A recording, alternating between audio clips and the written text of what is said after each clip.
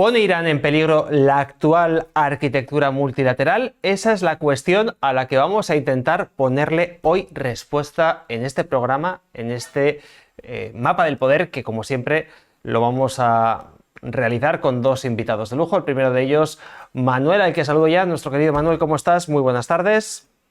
Sí, muy buenas tardes, Xavi, muy buenas tardes a José y muy buenas tardes a toda la audiencia de Geopoder. Encantado de estar aquí. José, que hoy está con nosotros por teléfono por necesidades técnicas. José, ¿qué tal? Muy buenas tardes. Muy buenas tardes. ¿Y qué pregunta nos lanzas, eh? Es complicada. Es decir, ¿hablamos de ruptura o de reforma? ¿Hay que cerrarlas o hay que cambiarlas por dentro ya que las tenemos montadas, ¿no? Esa es la pregunta a la que tenemos que intentar responder hoy con la ayuda de Manuel, que además conoce este mundo de primera mano, como también yo lo he conocido en capas de la arquitectura multilateral también, él también en otras capas y bueno, pues a ver si logramos responder a la pregunta.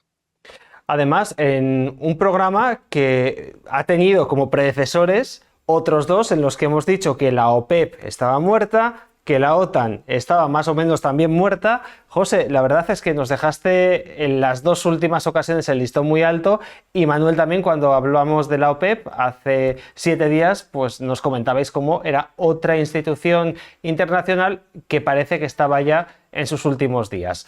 Bueno, pues con todo este escenario, Manuel, empiezo contigo. ¿Qué me puedes decir de esta cuestión que estamos planteando hoy? Bueno, yo creo que siempre que planteamos esta cuestión de instituciones multilaterales que están en las últimas, la verdad es que es una manera de presentar el tema. Están enfrentando cambios muy profundos, porque justamente la situación internacional de la cual ellas participan está cambiando a pasos agigantados. Entonces, siempre cuando planteamos si están en el final o muriendo o lo que sea, es una manera de resaltar la profundidad de esos cambios. Es muy notorio un conflicto como el de Ucrania y Rusia, un conflicto como el que enfrenta a Irán con Estados Unidos e Israel, son conflictos muy, muy importantes, y generalmente cuando hay este tipo de conflictos tan importantes, la estructura multilateral, las organizaciones internacionales, vamos a hablar en este programa, por ejemplo, de la ONU, las Naciones Unidas, la OTAN, la semana antepasada hablábamos de la OPEP, hablaremos obviamente con José de la Unión Europea. En todo caso, se resienten y están llamadas a cambiar. Entonces, aquí lo que vamos a tratar de ver es cuál es la profundidad de ese cambio que se está dando, bajo un paraguas, creo yo, que es el que nos proponía José cuando hablaba de ese artículo de Moha Rajan, este autor indio que en febrero en Foreign Affairs publicó su artículo The Multipolar Delusion. ¿Qué es lo que planteaba este autor? Planteaba que detrás de este llamado colectivo a un aumento del multilateralismo, Estados Unidos habían agarrado el guante, como se dice, y habían dicho, bueno, ¿queréis multilateralismo? Pues vamos entonces a jugar el juego multilateral, realista, de acción de los estados en el medio internacional, y finalmente lo que está quedando más que claro es que hemos vuelto a una especie de constatación del poder unilateral, en el sentido que los únicos que están pudiendo hacer cambiar el mundo son los Estados Unidos. Su poder unilateral ha sido aumentado. Entonces, lo que estaría pasando es que teníamos una suerte de multilateralismo de intención, y lo que está imponiéndose pues es un multilateralismo de realidades que finalmente deviene, por las capacidades de Estados Unidos y la ausencia de capacidades iguales de otros actores de la escena internacional, en un aumento de la evidencia de su poder. Entonces, creo que este es más o menos el paraguas en el que vamos a hablar. ¿En qué medida esto afecta a las Naciones Unidas, a la OTAN, a las otras instituciones multilaterales? Obviamente, también, por ejemplo, se puede pensar que a las Naciones Unidas, pues finalmente Estados Unidos han dicho, bueno, vamos a jugar entonces esta nueva tendencia multilateral, entonces a ver quiénes son los países que se apuntan o que se unen a asumir el esfuerzo económico que previamente era asumido por Estados Unidos, Y bueno, y el resultado es que las Naciones Unidas están enfrentando una crisis monetaria, o sea, de financiación mayor después de que los Estados Unidos le hayan retirado su apoyo. Ninguna de las grandes potencias, por ejemplo China u otras, han aumentado su esfuerzo para apoyarla. No sé, José, si quieres continuar en este tema, a lo mejor con la situación de la OTAN o de la Unión Europea en este tipo de approach o de acercamiento. Sí, dicho, fíjate, de una manera llana, es como que vamos a reunirnos todos en la organización internacional, pero luego pagarlo, que lo pague el de siempre. Y esto es lo que ha dejado de funcionar, porque los norteamericanos han dicho, ¿queréis ser libres? Sedlo. Pero eso implica que tenéis que, por supuesto, poner el dinero, poner los soldados, poner la implicación que se exige a este tipo de declaraciones que hagáis desde una institución internacional, porque en la institución multilateral se puede declarar condenamos a tal país por hacer tal cosa. Fenomenal. Estamos de acuerdo, la mayoría más uno, sobre esta cuestión. Perfecto. ¿Y ahora qué hacemos para parar al país que condenamos? Porque con la condena formal, la declaración, no se va a ningún sitio, hay que continuar, ¿no? Voy a poner un ejemplo para ilustrar precisamente cuál es el error que tenemos ahora mismo a la hora de plantear estas cuestiones. ¿Os acordáis del préstamo a Ucrania? El préstamo a Ucrania de 90.000 millones, desaparece Orbán, finalmente se le va a entregar a los ucranianos. He perdido el tiempo de leerme la letra pequeña. Es extraordinario. Es decir, la Unión Europea, fijaros, voy a plantear una estructura legal o contractual triangular, donde está la Unión Europea, está Ucrania y, atentos, está Rusia. O sea, Rusia, que no le han pedido permiso, la han metido en el contrato. Os comento. La Unión Europea dice, yo garantizo, ¿de acuerdo? Y pido el préstamo en los mercados financieros. Deme usted el dinero a los mercados financieros. Y eso, por cierto, con la garantía de todos los que paguen impuestos en la Unión Europea. Fenomenal. Parte 1 o parte contratante 1. Parte contratante 2. Ucrania. Ucrania se gasta el dinero como tenga bien. ¿De acuerdo? Les van pasando facturas de gastos y ya sabemos que hay creatividad de parte de los ucranianos, porque si no hubiera habido esa creatividad, pues no hubieran tenido que dimitir tropecientos ministros y secretarios de Estado en los últimos tiempos. Y finalmente a Rusia es la que tendrá que devolver el préstamo con reparaciones de guerra. Es decir, hay una parte contratante a la que no se ha invitado a firmar y se está diciendo, yo pido a los mercados financieros, os envío el dinero, vosotros os lo gastáis, mandándome previa justificación de para dónde más o menos estáis diciendo que lanzáis el dinero, y finalmente los rusos serán los que devuelvan el préstamo porque os pagarán compensaciones de guerra y entonces vosotros nos devolvéis el préstamo a nosotros los europeos.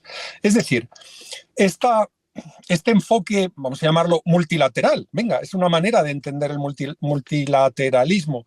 Consiste en que se reúnen unos señores en una sala y a un actor que no está allí le dicen tú lo vas a pagar todo.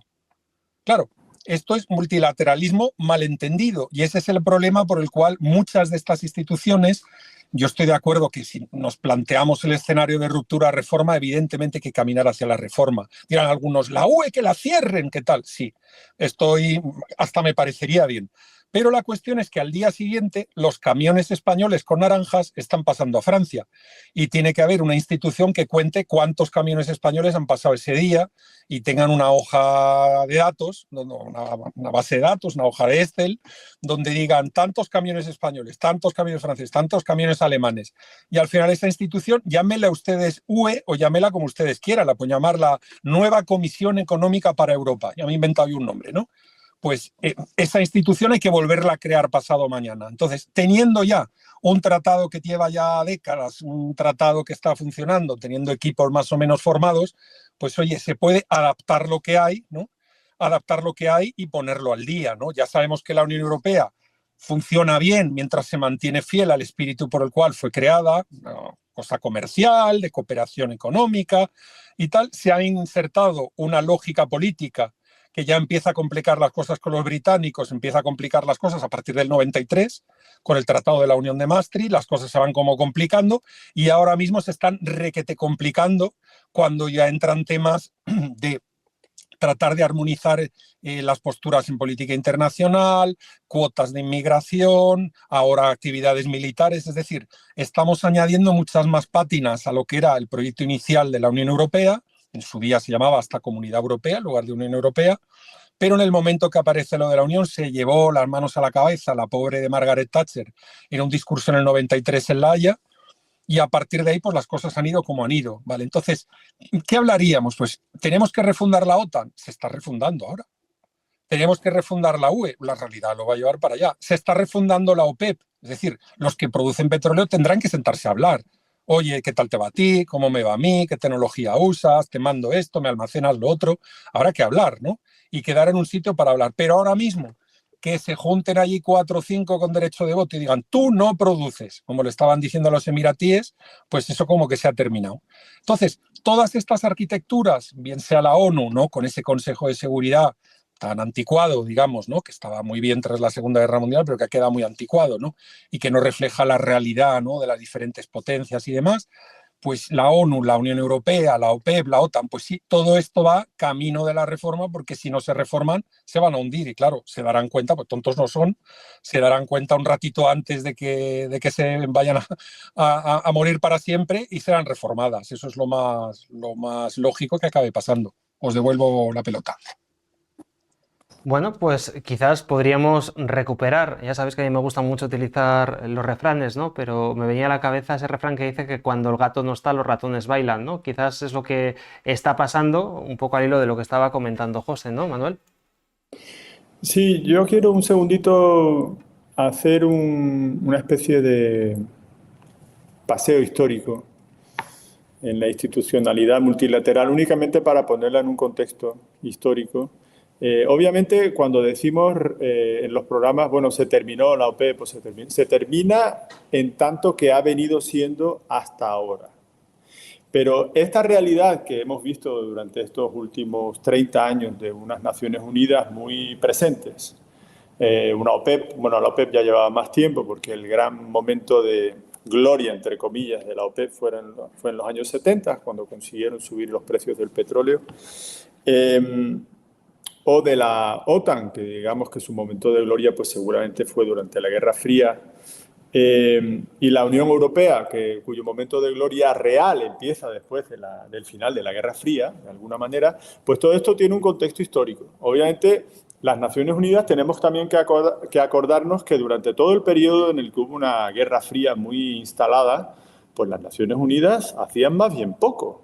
¿Por qué? Porque estaban de alguna manera los dos hegemones en conflicto activo y prescindían perfectamente de cualquier mecanismo tipo Naciones Unidas. De hecho, el Consejo de Seguridad estaba generalmente bloqueado de manera casi sistemática por la Unión Soviética, digamos, la mayoría del tiempo. Cuando cae el telón de acero, cuando cae finalmente la Unión Soviética, esta institución revive en el sentido de que, bueno, pues se descubre de nuevo que se pueden hacer muchas cosas con esta institución y empieza a operar y a asumir a cada vez más un papel más amplio en las relaciones internacionales. Entonces, lo que estamos presenciando ahora es únicamente un cambio muy importante del que hablamos al principio, de la cuestión multilateral que finalmente no es real y un poder unilateral que sí lo es. Y el reflejo de esa operación pues, es que las Naciones Unidas hoy en día pues, pintan mucho menos que antes y los Estados Unidos pues, les han reducido muchísimo la financiación. Entonces, cambio, pues sí, seguramente esa institución está de nuevo asumiendo pues, claramente menos competencias, pero seguramente va a quedar ahí porque es un instrumento útil para los estados en caso de que se necesite. Hay que ver que estos instrumentos multilaterales de los que hablamos son el resultado también de un trabajo colectivo amplio, con una profundidad temporal muy importante, generalmente algunos desde el final de la Segunda Guerra Mundial, producto también de toda una realidad geopolítica del momento y una intención de manejar las relaciones internacionales de otra manera, otro equilibrio de poderes. Eso no se acaba del día a la mañana porque hay mucho poder y recursos durante los años invertidos ahí. Y aunque sea una estructura que tenga menos competencias, siempre es muy competitivo conservar la operatividad y en caso de necesidad volver a hacerla funcionar. Por ejemplo, a cada vez que hay un conflicto con Irán, de los que ha habido, siempre en la ONU supongo que se plantea la posibilidad de establecer algún tipo de régimen de sanciones o de tomar medidas multilaterales, en el sentido de que es una organización multilateral que es el vehículo de esas medidas. O sea que siempre se barajan varios escenarios y hay que contemplar estas instituciones como instrumentos que en un momento dado las potencias que tienen el poder pueden poner a funcionar para siempre perseguir su interés con este tipo de instituciones. Entonces, yo creo que eso es muy importante resaltar, lo que de repente están cambiando, a lo mejor se están no vaciando de su contenido, sino de su operación, pero siguen ahí y van a estar disponibles para de aquí adelante, ¿no? Sí. Porque fíjate, al hilo de lo que estás comentando, Manuel, y algo que nos ha contado tantas y tantas veces José, que por encima de todas estas instituciones siempre está la nación, el Estado-nación, y que todo lo que un país decide, en primer lugar, es para su propia supervivencia, ¿no? Y evidentemente, como comentáis, estas son herramientas que parece que están cambiando su uso, José. Y me gustaría preguntarte en concreto, tú además que eres experto en Unión Europea, la que nos pilla más de cerca, que es la Unión Europea, en qué momento está y cuál es la transición que se está llevando a cabo dentro de esta institución internacional. Bueno, en los últimos días, de hecho, estaba escribiendo un pequeño ensayo sobre ello, que ya lo verá la luz o no verá la luz, ya lo veremos. Pero básicamente, desde luego, la Unión Europea lo que tiene es que añadir dosis de realismo a esa potencia diplomática y regulatoria que ha sido durante ya un par de décadas. Es decir, al final, cuando uno quiere montar un sistema, por ejemplo, de inspección de vehículos en un país africano, lo que hace es que se va a la legislación europea, copia lo que es la legislación europea y a partir de ahí se adapta a ese país, ¿no? Esa potencia regulatoria, ¿de dónde lo tienen más avanzado para que seamos serios y demás? Pues Europa. Esa potencia regulatoria está. Y también es una potencia diplomática en el sentido de que se representan a importantes naciones, antiguas potencias coloniales, con todavía unos lazos no solo culturales, sino económicos con diversos continentes. Es decir, ahí hay una potencia importante, pero ahora mismo o se añade el realismo para tomar las decisiones que hemos comentado tantas veces, industriales, energéticas, militares y sociales necesarias, o la Unión Europea pues se va a estancar y se va a convertir en lo que yo me he atrevido a poner en este ensayo, que no ha visto la luz todavía, en un jardín sin espada. Es un jardín precioso, pero que no tiene espada para protegerlo. Como vengan los leones o los malos o quien sea, pues lo invaden, lo rompen, se llevan las flores, nos pisan el césped precioso que tenemos allí y se va todo al cuerno, ¿no? Algo que ha dicho, que habéis comentado los dos, vamos, que es que al final la mónada última de poder en las relaciones internacionales es el Estado-nación. Aunque las élites los quieran transformar en estados-mercado, pero es el Estado-nación. Y la organización internacional es defecto de la potencia media sofisticada o de la potencia pequeña el referirse a en Bruselas dicen o en la ONU dicen o en no sé dónde dicen. Cuando tú tienes potencia, haces pues lo que hizo Macron el otro día, que he visto un vídeo de Marco Rubio rebotadísimo con él. Visita China y después de visitar China, pues raja diciendo que, bueno, que es que los europeos queremos, los europeos queremos. Marco Rubio le pregunta, pero vamos a ver, yo como norteamericano, ¿usted es Francia o usted representa a Europa? Porque tengan ustedes en cuenta que los alemanes y los franceses tienen este tic de que cada vez que se van a una reunión internacional empiezan hablando de Francia y acaban hablando en el nombre de toda Europa, y siempre ocurre. Y esto lleva ya un montón de años. Ahí hay un vídeo, insisto, que es graciosísimo de Marco Rubio diciendo, mire, aclárenos si son solo ustedes y ya les empitonamos a ustedes solo, o son todos los europeos y están de acuerdo con usted, pero como usted dice que habla en nombre de los europeos, yo pensaba que eso era la Comisión Europea, ¿de acuerdo? Ahí todavía también hay algo de que, vamos, que era clarísimamente claro, y me repito, que la Unión Europea es una herramienta al servicio de los intereses de Francia y Alemania. Es que es el ejemplo más claro y uno simplemente se lee las conclusiones de las cumbres franco-alemanas o cómo funcionan los primeros ministros, presidentes o ministros de exteriores aquí y allá y hablan siempre en nombre de Europa. Cuando nadie les ha dado el voto, se lo habrán dado a Ursula von der Leyen o se lo habrán dado a Kaja Kallas. para que le represente y diga lo que piensa Europa, ¿no? Por aquí o por allá, pero no sé, es decir, Macron no podría ir haciendo esto, Federico Merz tampoco, ¿no? Yo creo que una taxonomía que yo me he atrevido a hacer en algunas ocasiones es de dónde, es decir, aquí cuando hacemos análisis geopolítico hay como varias escuelas. Y no me refiero a escuelas académicas o de pensamiento, me estoy refiriendo que se le acaba viendo el plumero, y veréis cómo acaba lo de la arquitectura multilateral, a de dónde viene uno. Es decir, hay un gremio que es el gremio de los abogados de cosas internacionales y de comercio exterior. Estos suelen tener el colmillo un poquito más afilado, más brillante, ¿no? Tipo lobo, y suelen ser gente que no se enfían ni de su madre y que están siempre preocupados porque han vivido problemas, han tenido que vivir casos judiciales, arbitrajes, líos, envíos, incoterms. Es decir, el que está en el comercio exterior o en la abogacía internacional, digamos, tiene una mirada, vamos a decir, poco idealista a lo geopolítico. No habla más que de gente que le ha tomado el pelo, le ha engañado o problemas que han surgido en el pasado. Escuela 1. Escuela 2, los diplomáticos. Los que han estado en una embajada, tomando cócteles, promoviendo actos culturales, hablando con otros embajadores y, en definitiva, quietos allí callados, no les cesen, ¿no? Desde el país que les ha enviado allí como embajador o como cónsul o demás, ¿no? La diplomacia. Luego tenemos a los que están en el mundo de la organización internacional y yo añadiría ahí al mundo de la academia. Esos suelen ser los más idealistas. Igual que he dicho que el del comercio exterior tiene el colmillo retorcido y que el diplomático, perdóneme que no se me enfade nadie, tengo amigos diplomáticos, no se suelen enterar mucho, salvo contadas excepciones, porque viven en una burbujita muy pequeñita y no se suelen enterar de muchas cosas. Los de organización internacional y los académicos suelen ser los idealistas.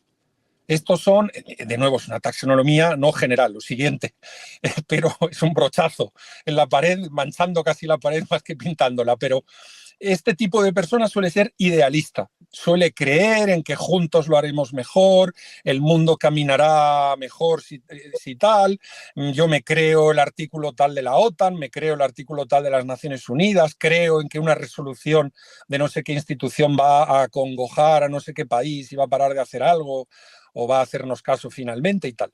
Y luego finalmente tenemos a unos que son descreídos en general, que son los ejecutivos de multinacional. La gente que habla de millones, de inversiones, de bancos, de tal, y este tipo de gente es más bien descreída, lo único que hace es contar dinero, ¿no? Y si las operaciones son buenas, pues perfecto, y si son malas, lo he hecho mal, ¿no? Y entonces, entender esta taxonomía, y dejo fuera a los que sencillamente leen periódicos internacionales y los comentan en redes, en periódicos o en sitios, porque, en fin, esto no, para mí no tiene mucho valor en un análisis geopolítico serio, pero yo acabo viendo que al final la geopolítica tiene estas 4 escuelas. Y estas 4, entender de dónde viene cada uno es tan importante para ver por dónde asoma uno la patita luego. Y presenta opiniones, insisto, más descarnadas, más agrias, más idealistas, más que no te enteras. Es decir, al final esta taxonomía es muy, muy importante porque la experiencia en el mundo internacional, pues la gente la adquiere con muchos años, una semana, 2 semanas, pero muchas veces, y no quiero, en fin, vanagloriarnos aquí porque estamos intentando con modestia y con los medios que tenemos hacer análisis geopolítico. Pero esto es como cuando uno que es médico, un grupo de médicos, me invitan a mí a hablar a una cena. Ellos han notado después de 5 minutos que yo pues ya no he mencionado tal vena o tal hormona o tal no sé qué de la manera correcta, porque yo acabé la biología en el COU antiguo, entonces ya no sé más, y notan, hombre, pues José le interesan estos temas, pero el médico lo que es médico no es. Pues señores, en la geopolítica pasa lo mismo. A veces reconocemos a los miembros de alguna de estas 4 tribus, pero también reconocemos a los que no son ninguno o los que pertenecen a la 5ª tribu que no se enteran, porque después de un minuto, 2 minutos de hablar, ya decimos, están repitiendo. No saben lo que están diciendo, ni de manera intelectual, ni de manera vital, ni de tal, y se nota mucho. Y bueno, esto, perdónenme que nos hagamos autobombo en el canal, pero yo espero que ustedes no puedan decir de nosotros que pertenecemos a ese grupo quinto, a esa tribu quinta. Somos de las 4 primeras tribus, a veces mezclamos tribus, pero bueno, ahí se lo dejo como una reflexión. Xavi. Pues menuda reflexión para entender pues cómo hay que analizar, ¿no?, todo lo que tiene que ver con el ámbito internacional y olvidarnos muchas veces de lo que leemos en periódicos o de los mensajes que nos llegan en redes sociales. Es que, Manuel, no es nada fácil con todo lo que encontramos entender lo que está pasando fuera de nuestras fronteras. Sí, justamente cuando estaba escuchando a José, estaba tratando de perfilar, a ver cómo vuelvo al tema, para contestar a tu pregunta, al tema de la guerra de Irán. Y es que, obviamente, una operación militar como la que está habiendo en este momento es muy compleja y muy potente. Entonces, cuando vemos muchos comentarios en las redes acerca, sí, pero los americanos han desplegado su marina, pero dentro de poco van a tener que enfrentar relevos de personal, implicando que eso los va a debilitar, o ya están llegando al final de sus stocks de armas y no pueden renovarlos y tienen no sé cuántos portaaviones que están en mantenimiento y no, o sea, toda esa descripción de situaciones de limitación en una operación militar y que rápidamente se mete por ahí un sesgo de no, esto Estados Unidos no es tan capaz, están casi perdiendo esa guerra. Bueno, lo primero que diría es eso, que una operación militar de esta envergadura es muy compleja e implica un grado de potencia absolutamente fenomenal. Y luego lo que nos olvidamos a veces, y siempre hay que tratar de recordar desde un punto de vista realista, es mirar el mapa. ¿Dónde está Estados Unidos? Está a más de 9.000 kilómetros del teatro de operaciones. Qué formidable fortaleza militar tiene que tener ese país para poder desplegar una operación a las puertas de Irán.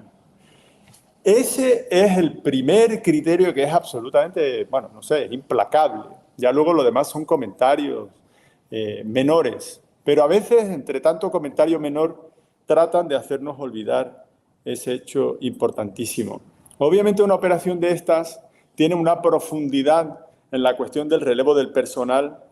Deben tener ya todo organizado, o sea, unos militares organizan el relevo de personal cada 2 meses, cada 3 meses y están ya anticipadas operaciones que puedan durar seguramente hasta 1 año o 2, porque es gente seria, gente muy profesional. Entonces, claro, ahí de nuevo con lo que decía José, es que luego yo, por ejemplo, he tenido la oportunidad, bueno, cuando trabajaba para Naciones Unidas, de trabajar muy cerca de militares. Y claro, es muy diferente el acercamiento a la realidad que tienen ellos. Nada más que en su día a día, cosas banales, armamento, tanques, pistolas, realidades de planificación.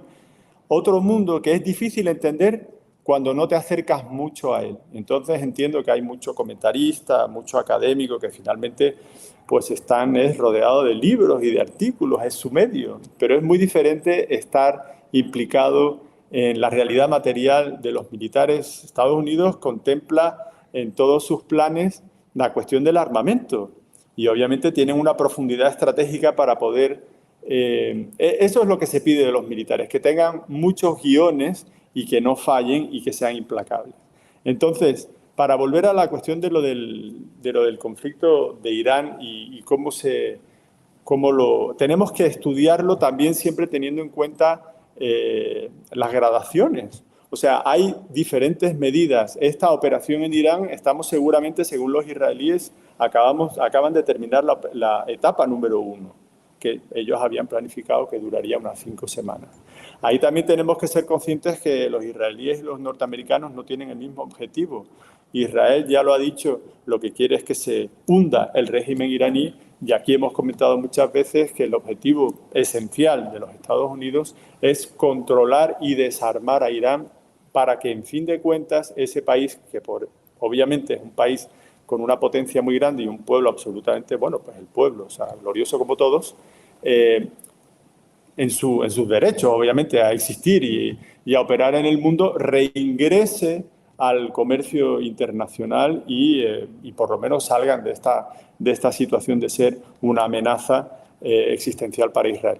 Entonces, yo quería de nuevo insistir en eso, que bueno, los conflictos hay que estudiarlos por lo que son y finalmente hay que tener una amplitud de miras de la cual muchas veces son capaces personas que han estado expuestas a varios mundos y por eso ahí estoy totalmente de acuerdo con José, que lo que tratamos de hacer aquí en Geopoder, pues somos personas que hemos trabajado en diferentes ámbitos, inclusive en el empresarial, y tenemos siempre una especie de ceja un poco levantada para tratar de ver más claro en lo que está pasando.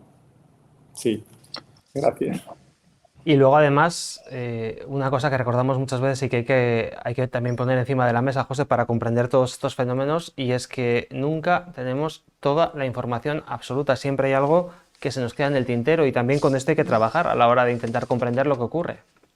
Completamente de acuerdo. Una pequeña fe de ratas antes, se me ha olvidado un grupo fundamental en esa taxonomía, que son los militares, que nos lo ha recordado Manuel.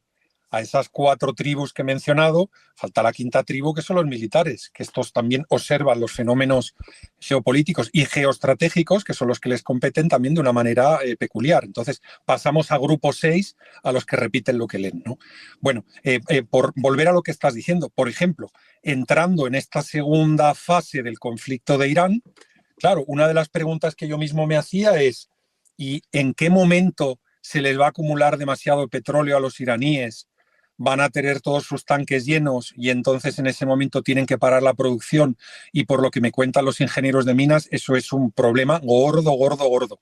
A veces deja el pozo completamente inutilizado, a veces pues lo fastidia pero luego lo puede recuperar, en fin, dependiendo de la técnica de perforación y de extracción que estén utilizando, donde yo por supuesto no soy un especialista y he preguntado a los que saben más de esto. Entonces he ido a consultar distintas fuentes.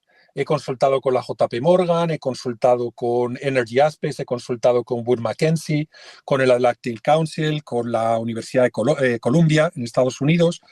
Hay bastantes fuentes, no dicen exactamente lo mismo unos que los otros, pero hay algunos que dicen como que se llega a una situación ya insostenible, pues unos dicen en 15 días, otros que en 3 semanas, otros dicen que como mucho se va a llegar a la mitad de junio.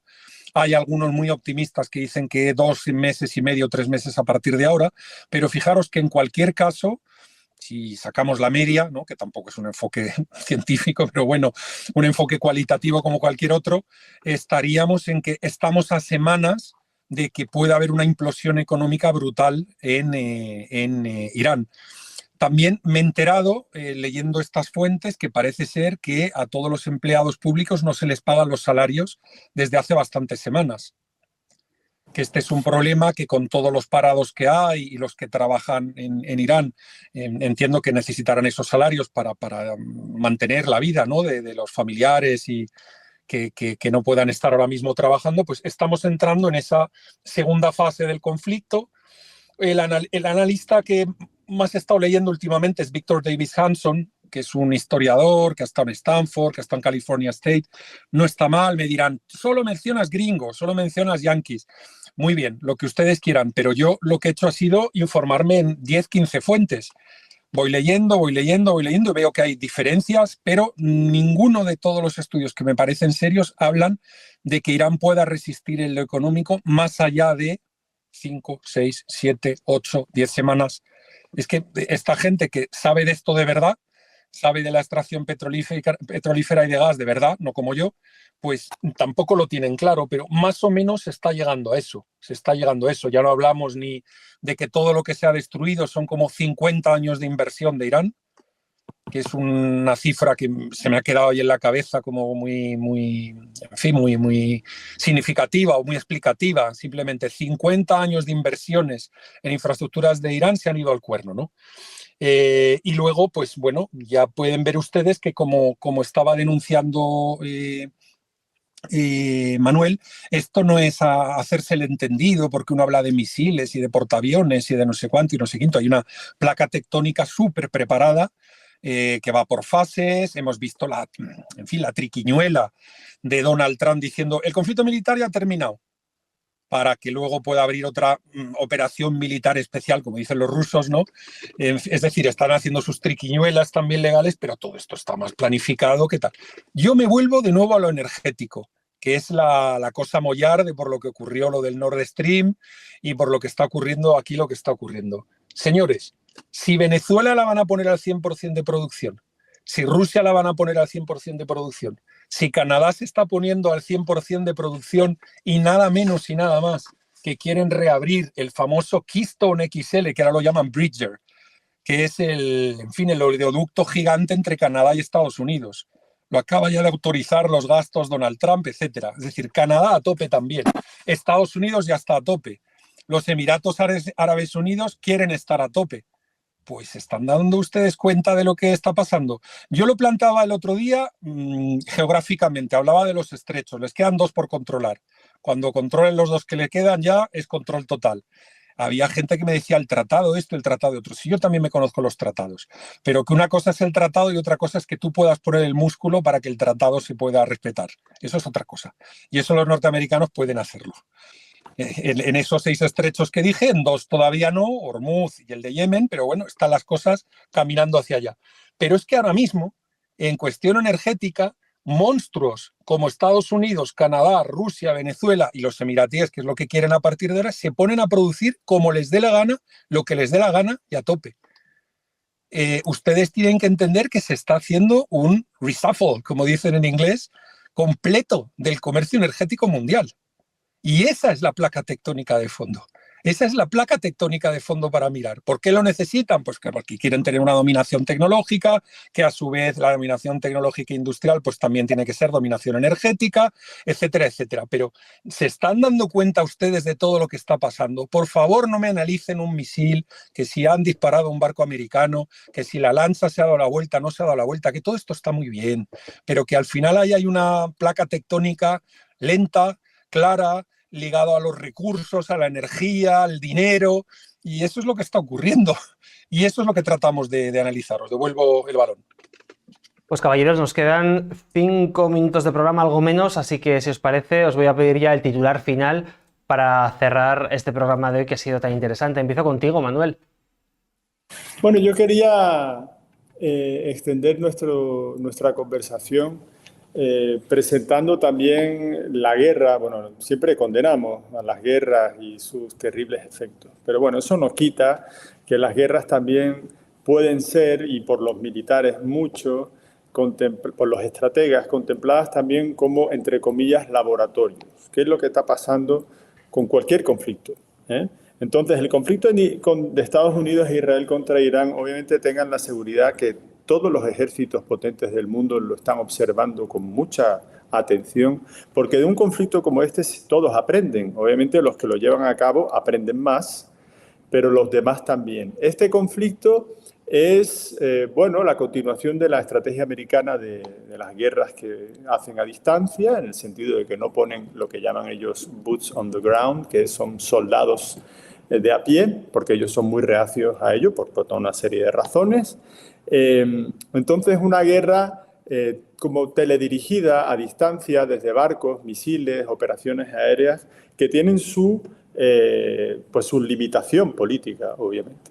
Entonces, están experimentando un conflicto con un país muy potente, con una población muy amplia, una sociedad muy compleja. Y finalmente están también, aparte de haciendo ese laboratorio, están también mostrándole al mundo aquello de lo que son capaces.